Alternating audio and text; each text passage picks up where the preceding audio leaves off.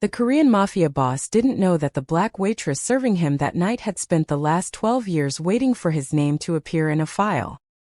He didn't know that she'd memorized every detail of the unsolved murder case that had stolen her father from her at age 11. He didn't know that a detective had approached her 3 weeks ago with a photograph, a proposition, and a single devastating sentence. "This man killed your father. And we need you to get close to him." What Kade Park didn't know, as he sat at her table in that upscale Korean restaurant, was that the woman before him was a loaded gun aimed directly at his heart. And what Zara Matthews didn't know, as she poured his water with steady hands and forced a smile, was that she was about to meet the man who would destroy her father twice, once with a bullet and once again by making her love him. The restaurant called itself the Sovereign. It occupied the top floor of a glass tower in downtown Chicago, and it was the kind of place where billion-dollar deals were made over sushi and the air itself seemed to cost money.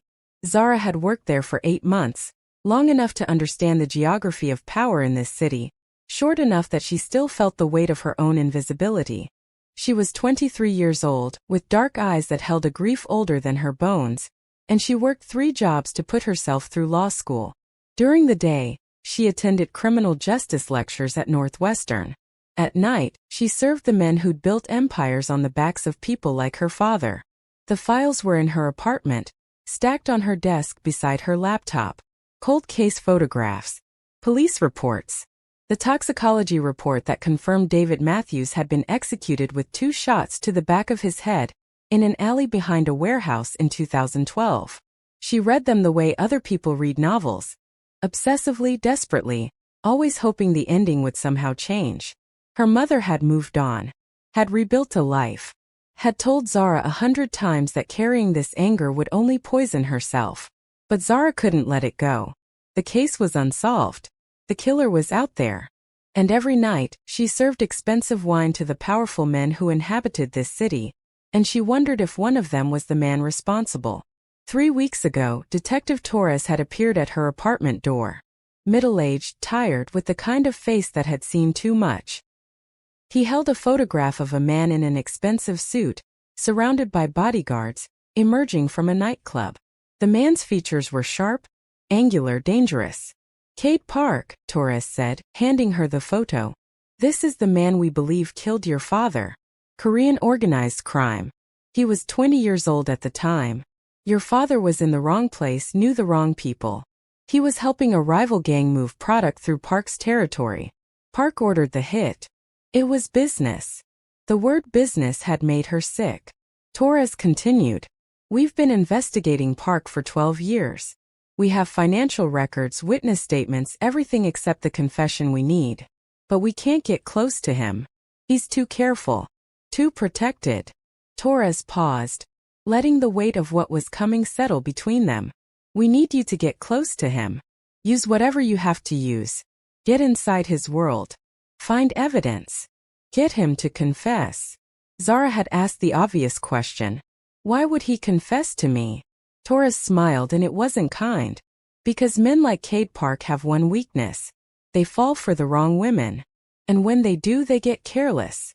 Now, 8 months later, that weakness was walking into the Sovereign, and Zara felt it the moment he crossed the threshold. Kade Park entered with 3 bodyguards, the kind of men who looked like they'd been built from concrete and regret. He wore a black suit tailored to perfection, a white-collared shirt, and the expression of someone who owned the building simply by standing in it. The restaurant noise didn't change. No gasps, no whispers, no obvious acknowledgement. But the energy shifted. People's eyes flicked toward him and away, the way prey eyes a predator and then very carefully don't look again. He sat at table 7, Zara's station. Of course he sat at her station. She forced her hands to stop shaking and walked over. "Good evening," she said, her voice steady in a way her heartbeat wasn't. "Can I get you something to drink?" He looked up at her, and his eyes, dark, cold, assessing, held her for a moment longer than was comfortable. It was the look of a man used to measuring people, calculating their worth, deciding their fate. "Water," he said. "Still. No ice." She nodded and walked away, feeling his gaze track her across the room. Her hands trembled as she filled the glass from the filtered pitcher. She could feel Torres's instructions running through her mind like a script she'd rehearsed 1,000 times. Get close. Build trust. Make him comfortable with you. Get him to talk. When she returned with his water, he was studying the menu with the intensity of someone examining a contract. I'm Zara, by the way, she said, setting the glass down carefully. I'll be taking care of you tonight. He looked up again. This time there was something different in his expression. Something that caught in his chest and held on. Zara, he repeated, as if testing the sound of her name. That's not a Korean name. No, she said. My father was Jamaican. My mother's family is from there too. I'm American, though. He nodded slowly, still studying her. And then something shifted in his face. A flicker of recognition, or maybe shock, so quick she almost missed it. His jaw tightened. His hand, which had been resting on the table, clenched slightly. He looked away from her, his eyes distant, focused on something she couldn't see. I'll have the sea urchin, he said finally, his voice careful and controlled. And the wagyu. Excellent choices, she said automatically. I'll put that in for you right away. She turned to leave, but his voice stopped her. Your last name. What is it? Her heart rate spiked. She turned back. Matthews. Zara Matthews. She watched his face. Watched the exact moment it went pale. Watched his hand grip the edge of the table hard enough that his knuckles went white. For a second, just a second, she saw something raw and terrible cross his features. Fear. Recognition. Guilt. Then the mask came back. But it was cracked now. She could see the man underneath, and he was terrified of something. Matthews, he repeated quietly. Then he looked away, picked up his water glass, and didn't look at her again. She went to the kitchen on trembling legs. Torres had given her a phone. A small device disguised as a regular cell phone with a recording app that activated with a double tap. She pulled it out in the back office, double-tapped it, and slipped it back into her pocket. Her hands were shaking as she placed his order. When she brought his food out 20 minutes later, he barely touched it. He sat at the table, pushing sea urchin around his plate, staring at nothing. His bodyguard sat at a nearby table, watching the room with the blank focus of men trained to see threats. One of them, a massive guy with a scar across his temple, occasionally checked on their boss, but Kade waved them off. At one point, Zara came to refill his water, and he caught her wrist. Not hard, not threatening, just a gentle grip that stopped her mid-motion. How old are you? He asked. 23, she said. He closed his eyes. Let her wrist go. Old enough, he whispered as if to himself. She didn't understand what that meant. Not yet. He left $1,000 tip on a $200 bill. He didn't look at her as he stood to leave. His bodyguards flanked him immediately, and he walked out of the Sovereign like a man fleeing a fire. That night Zara called Torres. He reacted, she said without preamble. When I told him my name, Matthews, he went pale. He definitely knows something. Torres's voice came back sharp, focused. Good. Very good. Did he say anything? He asked my age.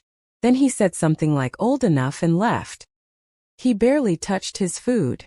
Okay, Torres said, and she could hear the satisfaction in his voice. He knows who you are. That means he's thinking about it. About your father. About what he did. That's leverage. Next time he comes in, push harder. Ask him personal questions. Make him comfortable. Make him want to see you again. And if he doesn't come back? Zara asked. He will, Torres said. Men like Kade Park are drawn to their own destruction. He'll come back. He was right. Kade returned 3 days later. This time he came alone without bodyguards. He sat at her station again, and his eyes found her across the room with the intensity of someone tracking a target. When she approached, he was watching her like he was trying to memorize her face. Zara, he said as greeting. I wasn't sure you'd be working tonight. I work most nights, she said. This job pays for school. His eyebrows raised slightly. You're in school. Law school, she said. She was following Torres's script now, letting information drop like breadcrumbs. Northwestern. Criminal justice specialization. Something flickered in his expression. A tightness around his eyes. Why criminal justice? She almost told him the truth. Almost said, because my father was murdered and the killer walked free, and I want to make sure that never happens to anyone else. Instead, she said something that was true in a different way. Because someone I love was taken from me, and I want justice. For him. For all the people like him. Kade's hand moved to his water glass. He drank the entire thing without breaking eye contact. Justice, he repeated. Is that what you think the law provides? I think it should, she said carefully. Don't you? For a moment she thought he might answer honestly. She could see something working behind his eyes, some internal calculation playing out. But then the wall came back down. I think the world is more complicated than justice, he said finally. But I admire that you believe in it. He started coming every night. Sometimes he'd sit at her table for hours, nursing a single drink, watching her move through the restaurant. Other times he'd come in, eat quickly, and leave. But the pattern was undeniable. He was coming back because of her. And she was using that exactly as Torres had instructed. One night, during her break, he asked her to sit with him. She looked at her manager, who nodded. This was the kind of customer the sovereign accommodated. She sat across from him at his table, and for a moment they just looked at each other. Tell me about your father, he said suddenly. Zara's breath caught. This was it. This was the moment where everything changed. Why? She asked carefully. Because, he said, you mentioned him when we first met. You said someone you love was taken. I want to understand. She made a choice in that moment. She decided to tell him the truth, as much of it as she could bear. He died when I was 11. He was in the wrong place at the wrong time. It was gang-related, they think. Korean organized crime specifically. The case was never solved. Kade's face went absolutely still. For a long moment he didn't move, didn't breathe, didn't do anything but stare at her. Then he stood abruptly. I have to go, he said. Wait, she started, but he was already walking away. His bodyguards materializing from the shadows to follow him. She called Torres that night, her voice shaking. He knows. He definitely knows who I am. He asked about my father. When I told him, he just left. Like something broke. Torres was quiet for a moment. Then, that's good. That's exactly what we want. He's off balance. He's questioning things. Keep pushing. Make him need you. But Kade didn't come back for 5 days. 5 days of Zara working her shifts, studying criminal justice cases, and feeling like she was in free fall. 5 days of Torres calling her, pushing her, reminding her what was at stake. Her father's killer was out there, walking free, and she had the opportunity to stop him. All she had to do was seduce him into confessing. All she had to do. On the 6th night, Kade walked back into the Sovereign. He looked different. Exhausted, like he hadn't slept. His suit was the same expensive cut, but it hung on him like he'd lost weight. His eyes found her immediately, and she saw something desperate in them. Zara, he said, approaching her at the host station. I need to talk to you. Will you? Can you take a break? Will you come with me? She should have called Torres. She should have activated the recording device and alerted the detective to what was happening. But something in his voice, something broken and raw, made her just nod and follow him to a quiet corner of the restaurant, away from the main dining room. I've had you investigated, he said without preamble. My people looked into you. Everything about you. Your background. Your family history. Your father. Zara's heart was hammering. This was it. This was where he'd either confess or figure out that she was using him. I know who your father was, Kade continued. His voice was steady, but his hands weren't. His hands were shaking. David Matthews. He was killed in 2012. An unsolved case. Zara didn't say anything. She was trying to remember how to breathe. I need you to listen to me very carefully, Kade said, stepping closer. I need you to understand something about this world you're trying to penetrate. This world of crime and organized violence. I need you to know exactly what kind of man you're. He stopped, looked at her face, and something shifted in his expression. Some realization landing like a bullet. "You're not just interested in me," he said slowly. "Are you? You knew. When you told me your last name, you already knew. You've been using me." Zara's mouth went dry. There was no point in lying now. "The detective came to me," she said. "He told me about my father. He asked me to get close to you, to gather evidence, to make me confess," Kate finished. His laugh was bitter. "Of course. That's why you asked about justice. That's why you looked at me the way you did. That's why you let me fall." "I didn't let you do anything," Zara said, and there was anger in her voice now. Anger at him, at herself, at Torres, at the whole situation. "You came to the Sovereign. You kept coming back. You're the one who sat at my table.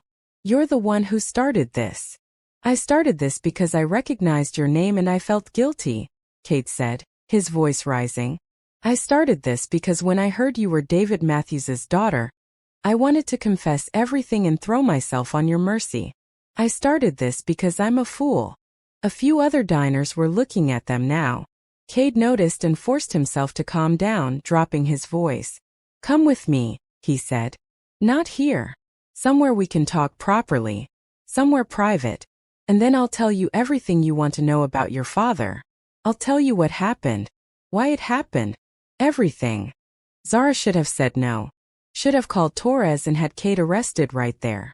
But something in her wanted to hear the truth from his mouth directly, not filtered through police reports or detective theories. "Okay," she said. "Give me an hour to finish my shift." The penthouse was on the 80th floor, all glass and steel, and the kind of view that made you feel like you could see forever. Zara stood at the windows and tried to remember that this man was a killer. Tried to remind herself that her father's blood was on his hands. Cade poured himself a drink. Didn't offer her one. He stood with his back to the city, his face illuminated by the lights of Chicago sprawling below them. "Your father was helping a gang move cocaine through my territory," he said without preamble. "I was 20 years old when I took over this organization from my father. I was young and I was stupid and I believed in power the way religious people believe in God. When I found out about your father helping the competition, I saw it as a betrayal of something sacred. Not legally sacred. Just territorially sacred." He turned to face her. "I ordered the hit. I didn't pull the trigger myself. I was in this apartment when it happened. But I made the choice. I said the words that resulted in your father being executed in an alley like he was garbage." Zara felt something crack open in her chest. Hearing it confirmed, not from a file but from his mouth. Hearing him say it so calmly, so matter-of-factly, like her father's death was just another business decision. "Do you know what it was like for him?" she asked, her voice shaking. "Do you know what he felt? Do you know that my mother had to identify his body? Do you know that I had to watch her fall apart?" "No," Kate said. "I didn't think about any of that. That was my mistake. That was the choice I made. I was powerful and I was violent and I didn't think about the people my violence affected because thinking about them would have made me weak."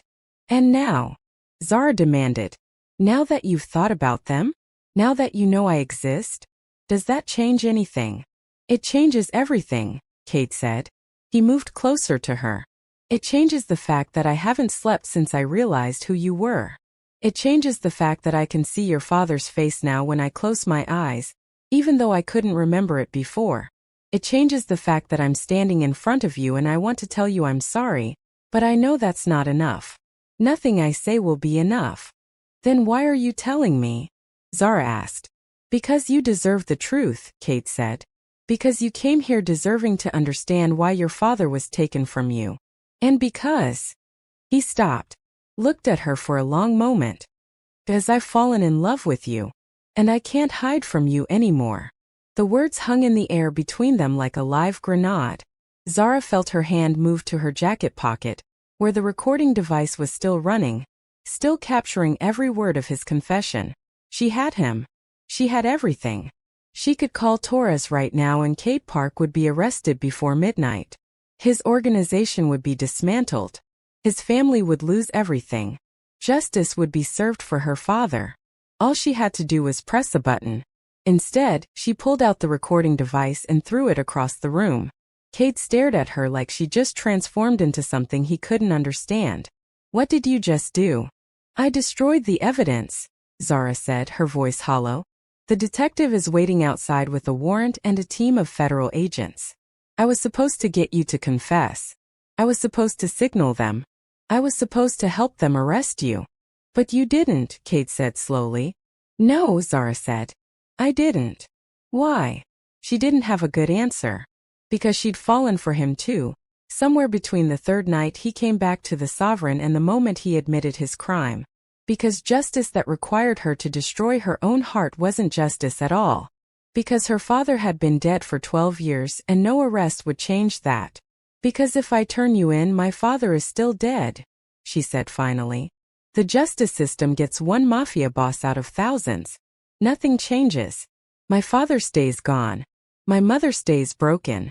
And I become another victim of this world instead of someone who rises above it.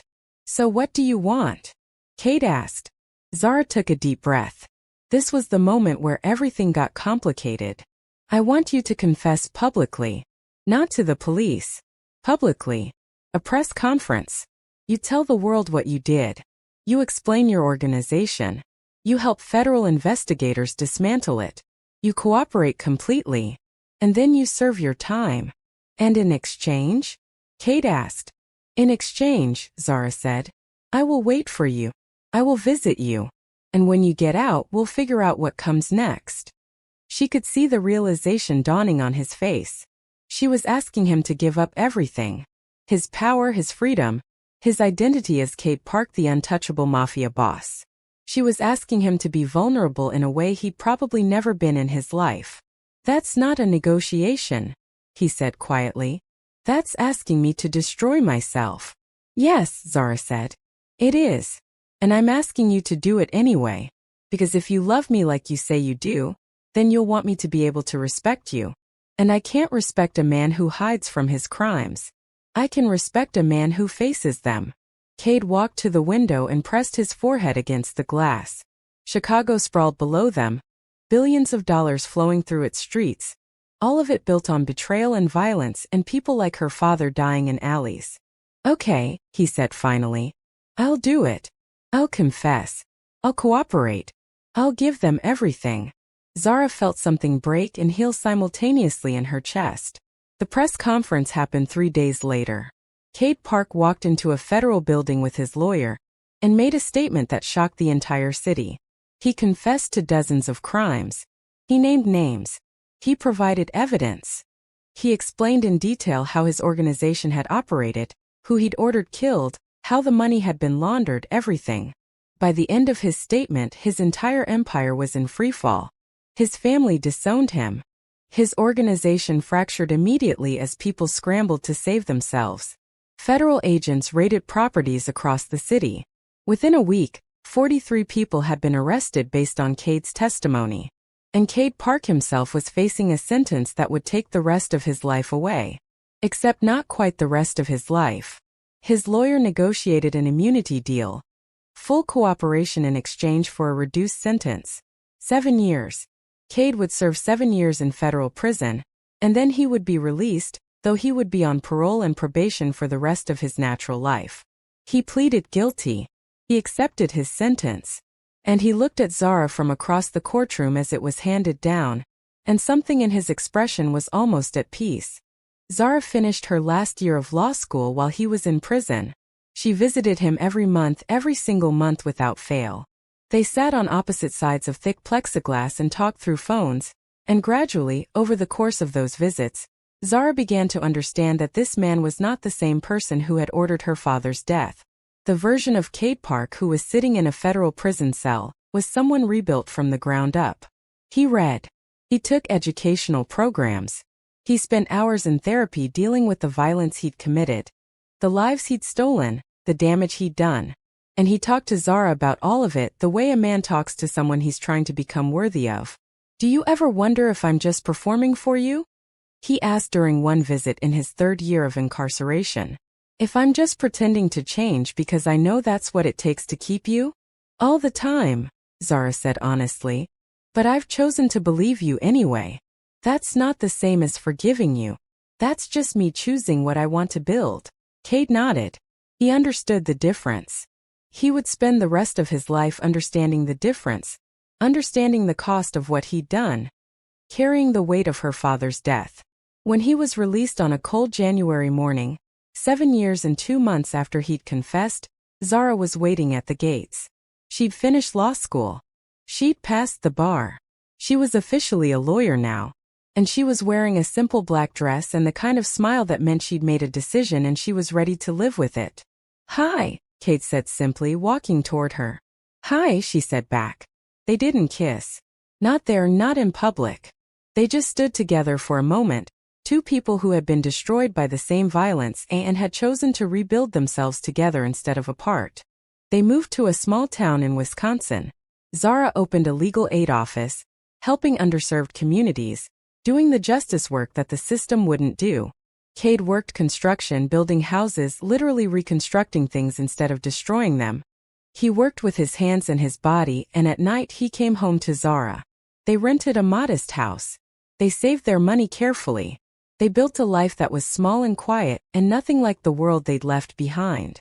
On the wall in their living room, Zara hung a photograph of her father, David Matthews, in a suit at someone's wedding, smiling, alive, whole. Below it, she placed a lit candle and left it burning every day. One evening, 3 years after Kade's release, they were sitting in their living room. Zara was reading a legal brief. Kade was there beside her, just existing in the space they'd created together. He looked at the photograph of her father and then at Zara. "I never forgave you," Zara said, not looking up from her brief. "I want to be clear about that. I never told you that what you did was okay. I never said that the person you killed didn't matter." "I know," Kade said quietly. "But I chose you," she continued. "I chose this. I chose to build something with you despite what you did. And that's stronger than forgiveness. That's just two broken people deciding to be brave together." Kade reached over and took her hand. In the candlelight, in the quiet of their small house, they sat together, carrying the weight of the past between them like something sacred. Zara's father was gone. He would always be gone. The violence of that night 12 years ago would never be undone. There was no justice system in the world that could bring him back or make whole the people his death had shattered. But Zara had chosen something different than revenge. She had chosen reconstruction. She had chosen to take the man who had destroyed her father and make him into something better, not by forgiving what he'd done, but by refusing to let what he'd done destroy her future too. Kade had confessed. He had served his time. He had spent every day of his life after his confession understanding exactly what his violence had cost. And Zara had decided that was enough. Not enough to erase the debt, that debt would never be erased. But enough to move forward on. They had built something real in the aftermath of blood and betrayal. Not a love story that made sense to the outside world, but a love story that made sense to them, because they understood that some debts are never paid in full. Some wounds never fully heal. And sometimes the most beautiful thing you can do is love someone anyway, knowing the full cost of what you're choosing. The candle in front of David Matthews's photograph burned through the night. In the morning, Zara would light a new one. And she would keep lighting them for the rest of her life, remembering her father, honoring his memory, not by destroying the man she loved, but by building something better from the ashes of what had been lost. Outside their small house, Wisconsin stretched out in quiet beauty. Snow began to fall, covering the world in white, covering the past in silence. And inside, in the warmth and the light, Zara and Kade sat together, carrying their history, building their future, choosing each other every single day despite everything that stood between them. This was their story. Not a story of justice. Not a story of revenge. Just a story of two people who had every reason to be enemies, and who chose instead to be partners in reconstruction. Who chose to be brave enough to love what they'd been given, knowing exactly what it had cost to obtain it.